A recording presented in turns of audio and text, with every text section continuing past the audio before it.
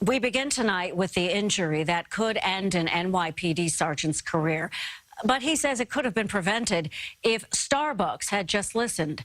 This story is CBS 2 exclusive interview. Our Jessica Layton is live in Midtown with it right now. Jessica? Dana, for more than a year, Sergeant Tim Wall says he warned this Starbucks location that if they didn't change their policy when it came to giving out free food and drinks to people who are emotionally disturbed, somebody could get seriously hurt. He just didn't know it would be him. Ever since he was a little boy, Sergeant Tim Wall had his sights set on the pride and prestige of becoming a police officer. My dad's a cop, my brother's a cop. It's something that means a lot to our family. But continuing to fulfill that dream with the NYPD is in jeopardy because of an injury he sustained on the job 7 months ago inside this Midtown Starbucks. I'm 33 years old, newly married, and it might be the end of a career that I love. Back in September, Sergeant Wall responded to a call for a disturbed and violent individual at the popular coffee shop at 39th and 8th, a spot he calls notorious for complaints of harassment from disorderly men. They were having assaults at the location.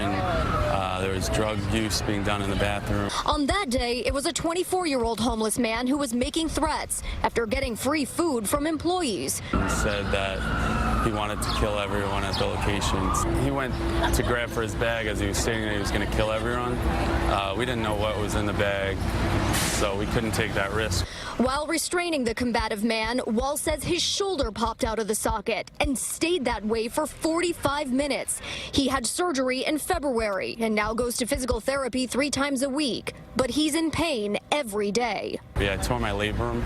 I have 7 anchors in my right shoulder. Now the 10-year veteran of the NYPD is suing Starbucks, saying for more than a year, he repeatedly, while on the job, warned managers that handing out free food and drinks to emotionally disturbed people in the store could be dangerous.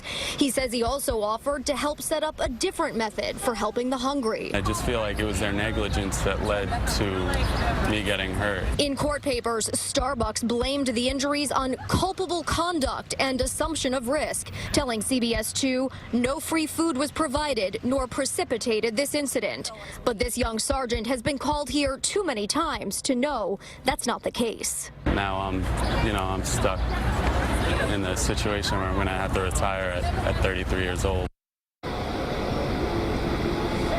Now, this Starbucks spot does have its own private security guard inside, and Wall says there was a guy there that day doing security, but he didn't do much besides point police to the problem. As for that 24-year-old homeless man, he was arrested during that September incident. He was charged with assault. He got out of jail and was just arrested again. That part of the story when we see you tonight on CBS 2 News at 11. We're live in Midtown tonight. Jessica Layton, CBS 2 News.